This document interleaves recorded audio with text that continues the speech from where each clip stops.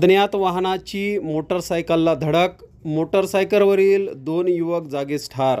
घरी लग्न कार्य असल्याने जेवणाच्या स्वयंपाकाचं साहित्य घेऊन जाणाऱ्या मोटारसायकलवरील दोघांना अज्ञात वाहनाने धडक दिल्याने दोघांचा मृत्यू झाल्याची घटना घडली।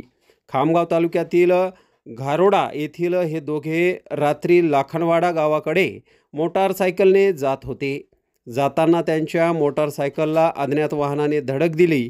या अपघातात सम्राट इंगोले वय वर्ष 20, मागे बसलेला अजय इंगोले वय वर्ष 19 असे मृतक झालेल्या दोघांची नावे आहेत। या घटनेमुळे गावात शोककळा पसरली असून या प्रकरणी पोलिसांनी अज्ञात वाहनाविरुद्ध गुन्हा दाखल केला आहे।